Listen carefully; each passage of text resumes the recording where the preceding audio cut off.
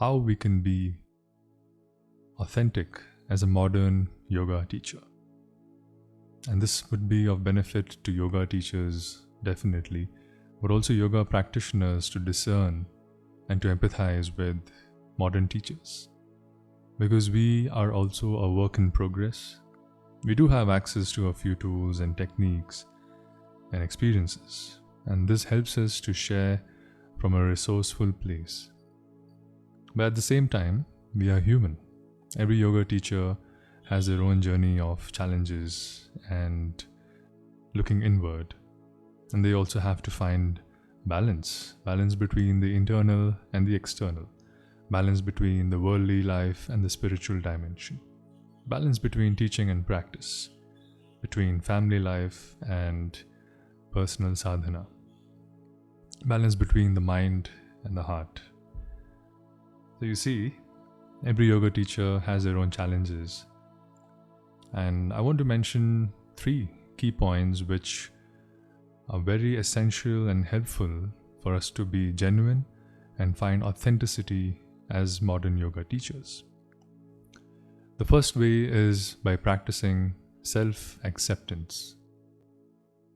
And this is a very important one. Self-acceptance is not from a place of ignorance or complacency, but rather we acknowledge that we all have flaws and limitations. We acknowledge and accept that we have insecurities. And from there we work on resolving to overcoming them, to refining those aspects and qualities within us. And this is important because what is happening out there is a lot of perfection is being portrayed, be it in social media or even in yoga classes. The teachers are portraying a persona of perfection, be it in an asana alignment or a sense of demeanor or a sense of an expression. And perfection, well, at least in my experience, is an illusion. We should definitely aim for excellence, but perfection is always relative because today, the perfection which is experienced in an asana there's an alignment which is close to perfection, but that's going to change in the next few days, weeks, years. So the perfection we have is always relevant to the current level of awareness, the current level of conditioning in the body and the mind. The self-acceptance is very important, and this is a combined approach of acknowledging and accepting the insecurities, flaws, limitations, and at the same time appreciating and celebrating our strengths. We are all gifted with a lot of strengths, and this could be in the form of physical, it could be an intellectual capacity, it could be a creative expression, emotional intelligence. So see, we all have these innate gifts within us, and also some can be nurtured through practice. But the point is to really appreciate ourselves, because I do know from experience and observation that a lot of yoga teachers tend to be very critical and hard on themselves. And it makes sense because the expectations are skyrocketing. All yoga practitioners and students who come to class, they expect the teacher to have already arrived, to be an epitome of enlightenment, but we are all far from that. It is a constant progress, and this can take years, decades, or even lifetimes to achieve that. So the first point is to acknowledge our limitations and accept ourselves for who we really are. And this goes on to the next point of being vulnerable. And being vulnerable means being honest with students, being authentic with the audience, and admitting that sometimes we may not have an answer. Also admitting that we go through our own challenges. And the beauty behind this is this creates a space for a shared understanding. Because if you're always portraying this persona and image of perfection, and this means even physically. So let's take an asana for example. And if you're portraying this perfect alignment, say in headstand, Shirsasana. Now the student will be motivated and inspired by that, but we should be human and also speak about the challenges which shaped us and molded us to work towards the asana.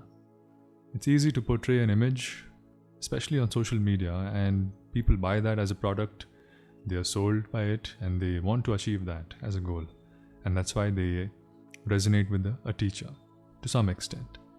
But at the same time, we have to show our human side to our students. We have to show that we are vulnerable enough to share with them our own challenges and limitations. And this should be at the aim of making them comfortable, because the divide between the teacher and student is a lot. And we should meet them at the same level, because in the end, we are all humans. The labels of teacher, student, mentor, guide, and all of these are just labels at the end of the day. And our effort should be to make students comfortable, to help them connect to the human aspect of us, because in the end, that's what we really are. And especially in the modern setting, the lifestyle and the situation and the environment we live in, all of us have our own challenges. So if we can be vulnerable in expression and genuine about who we really are, it will help the student connect with us, but also, more importantly, it will help to reduce conflict in the mind of a yoga teacher. I do know that a lot of yoga teachers, and including me, have gone through a lot of conflict. And the conflict is between the lofty ideals of what yoga philosophy preaches. But at the same time, we are always evolving, and we should definitely strive for these ideals, but we should be pragmatic and human to accept that it doesn't happen overnight. So this is the beauty and advantage of being vulnerable and genuine with ourselves and also students. The third key to be authentic as a modern yoga teacher is by teaching what you practice. This is a very important one. Conflict in the mind can create a lot of frustration, and we may not be aware of this because at the surface level it might manifest as irritation, anxiety, anger, sadness, but we don't know what is the root cause. And often the root cause is conflict in the mind, which manifests as frustration. And one way to work around that is to be at peace with ourselves.